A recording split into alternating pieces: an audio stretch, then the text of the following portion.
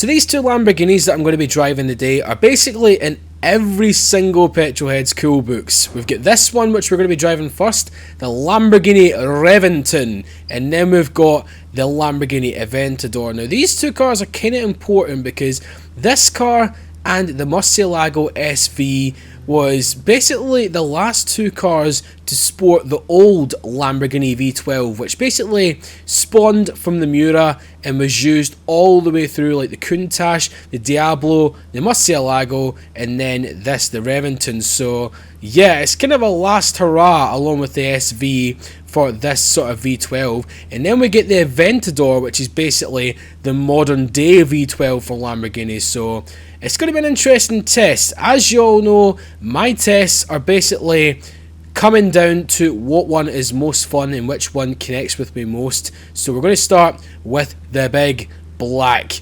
beast right now, the Reventon.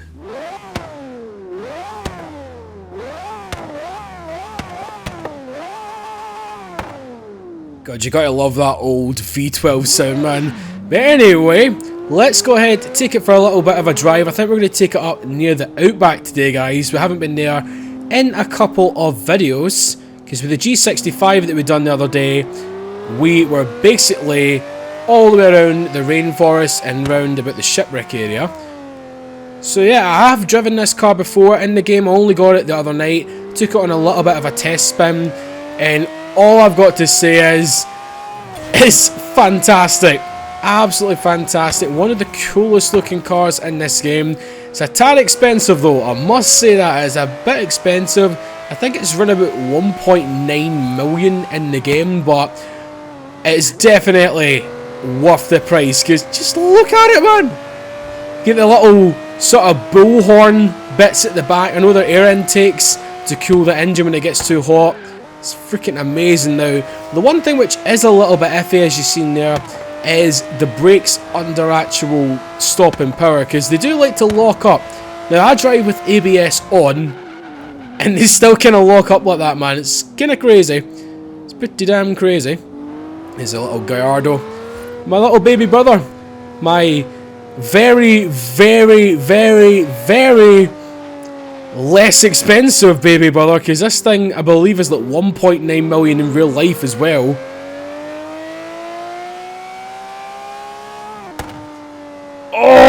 Oh, what a freaking noise, man. Now it's going to be a tough call between the Aventador V12 and this one, because as I said, it spanned Lamborghini's lifeline for about 50 odd years, this freaking engine. So good, man. It's such a soulful sound. As Richard Tammond says when he was driving the Murcielago SV to basically send it off in Dubai, it's like an animal. It's proper raw. It's shouting at you. It's like it isn't going down without people letting it, without people knowing that it's going down. That's what I'm trying to say. Steering as well, it's a wee bit weighty, but at the same time, that is kind of good. Because with the Aventadors from previous drive, it's kind of light. But with this, you kind of get the sense it's more of a, dare I say, kind of cruise mobile. I know it's a Lamborghini and everything, but it's just good when you're cruising about. But obviously, when you want to have fun, like we are doing right now, just put your foot down, chuck it into the corners, and it grips like a blooming mofo, man. It's on the levels of the Infiniti Q50 Urus, which I drove the other day. Because it's just the front tyres, you can feel them even in the game, just gripping and gripping and gripping. Just want to keep you on the road. Excuse me, Mr. McLaren. The Lambo legend is coming through. So moving on to probably one of my most favourite things about this car, apart from the looks and the noise, it's that heads-up display in it, man. It looks so freaking fighter jet-like, man. I know that's what they inspired this car to be. So freaking good. Steering's great. Oh. God, you can never tire of that noise. You can never ever tire of that noise.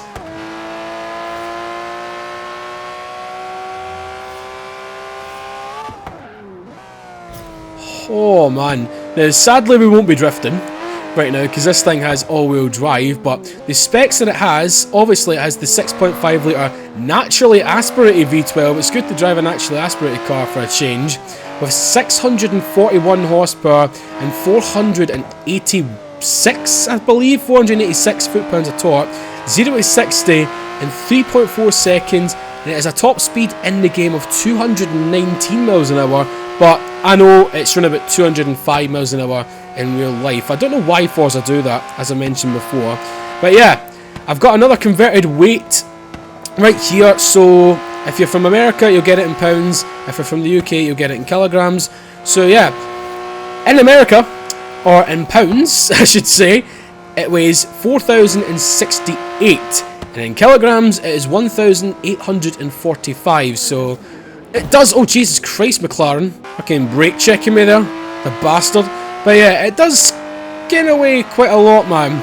1.8 kg, near enough 2 tons, which is kind of like Rolls Royce Phantom level. But at least we have the power to back that up. Jesus.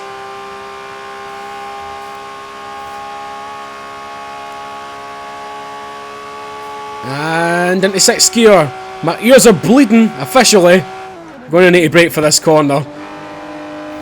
Oh, bloody hell. What the fuck? Seriously? This was like this the other day with the cars just cutting in on us. Can't remember for the life of me what car I was driving. I think it was a BMW or something. It was the M346, that's what it was. Just all the freaking AI cars want to be dicks. More than usual. Let's just say that. Definitely more than usual. Oh god, there's Mr. Dickhead McLaren. Oh god. But its speed is very, very stable. Which was kind of a problem with the old Lamborghinis, especially kind of like the first gen Murcielago. It was kind of roly-poly and everything if you just kind of fling it into a corner. I'm talking from previous games. Obviously the handling has improved from like Forza 3 up to like Forza 6 and everything like that. But I still kind of prefer the handling of Forza 4. But anyway, that's another topic for a different day. Right, so we've chucked it into the bonnet cam. And we're going to go up this very, very nice sort of S section here in the Outback.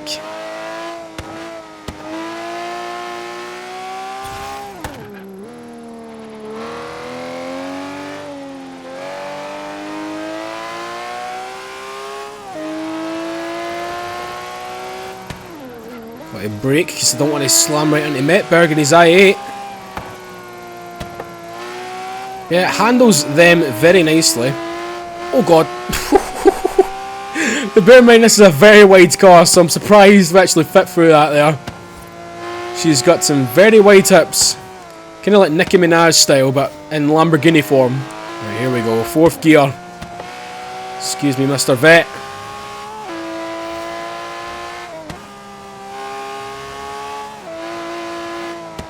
Oh, a little bit understeer around that one. Might have come in there a wee bit too quickly for the Lambo's liking. Okay, okay.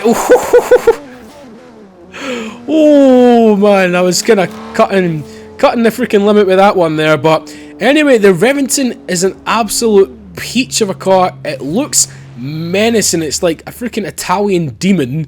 And the noise of it is to die for. The handling is to die for. It's just a freaking epic supercar. Definitely one of my favourite cars in the game now. So we're going to see just how well the new boy, or the kind of new boy, I know it was out in 2012 or 2011, the Aventador, does against its older brother. And here it is. So I know a lot of yous are going to be split opinions on the looks of the two. Personally, I don't know, I think the Aventador looks cleaner, but the Reventon looks a bit more menacing, which, I mean, they're both kind of on par in terms of the menacing thing, but in my personal opinion, the Reventon does look a little bit more evil. But just the way this thing looks, I mean, it can attract a crowd within an instant, because I have seen a couple of these driving around in Glasgow before. The crowd when it parks is unbelievable, and I am glad to admit That was one of them, right at the front. So, anyway, we're going to take this thing down near the timber mill, across the dam and stuff. So, let's hear how it sounds, or should I say, let's hear the new V12. Let's hear how that sounds.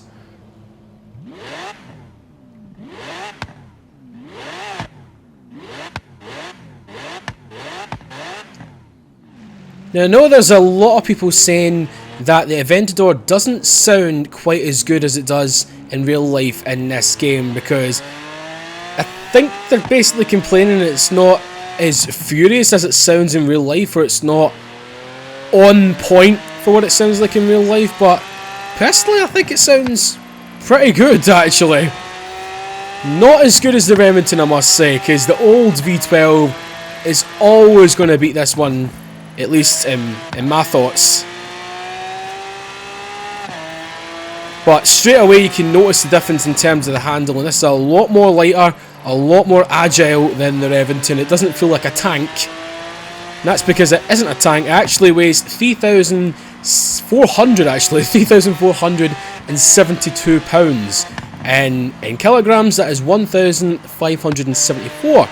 So yeah, it's run about, I would say, 300 kilograms less than the Reventon.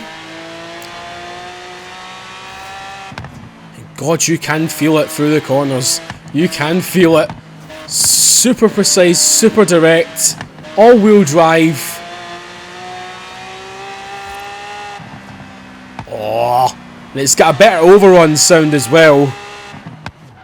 Oh, you guys know me by now. I love the cars that snap, crackle and pop in this game, or in real life, on the overrun. I think anyone does, honestly.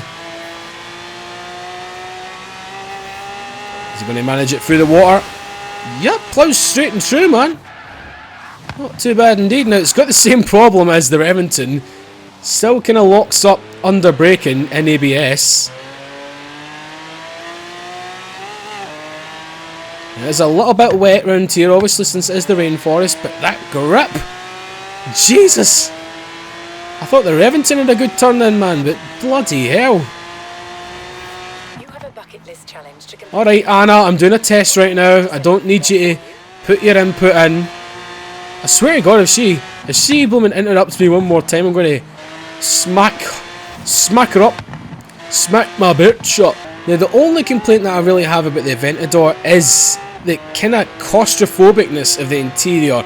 Even though, as I've said many times before, it is a game, you still feel kind of cluttered up, if you know what I mean, because the windscreen's really small. It's actually competing with the world's smallest freaking windscreen with the Camaro, but the steering wheel feels like it's right up in your chest, and you don't have much room to move your hands or anything like that. The big centre console and everything's kind of like tucked up against your knee and everything. It's kind of a thingy place to sit. It's kind of tight and squidgy, but I know some people like that. That does not sound right. Don't take that out of context, please. Please don't take that out of context.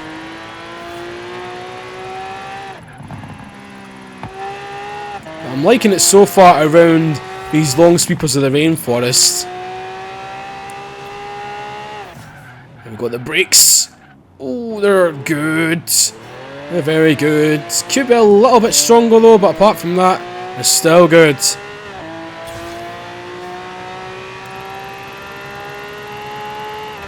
But my first impressions is, as I said, more direct than the Reventon. Obviously that's down to more advanced handling due to time and everything.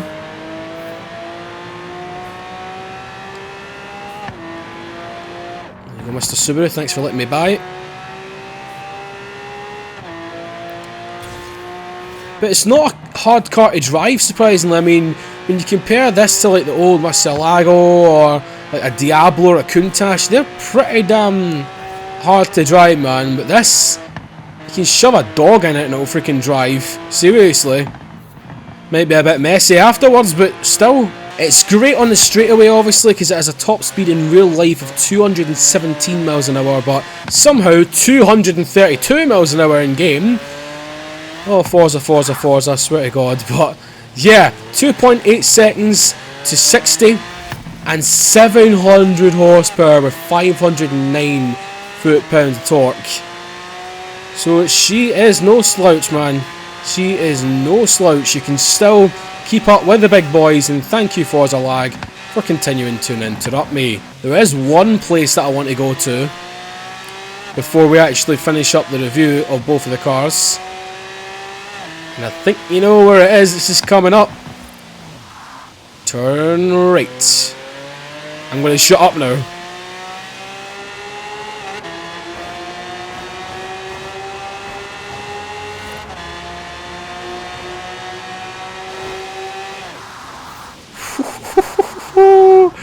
Oh man, oh man, oh man. It's like heaven to the ears. Right, so it's came to that time again, guys. I'm going to try and figure out which one I would take. Now, obviously, if we're going to be going for the noise, I would take the Reventon. Even though this is a very, very good sounding car, I still would take that car.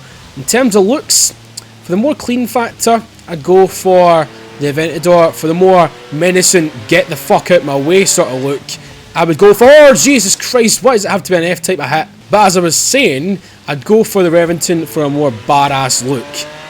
But handling, I'm going to have to give it to the Aventador, because it is a few years on from the Reventon and the Murcielago SVs, so as you would expect, it is a lot more direct and precise. But an overall car, which one I would want to drive every day? Now obviously the Reventon is rarer, because you see shit tons of Aventadors around, especially in like Monaco and like very rich cities of the world like Los Angeles.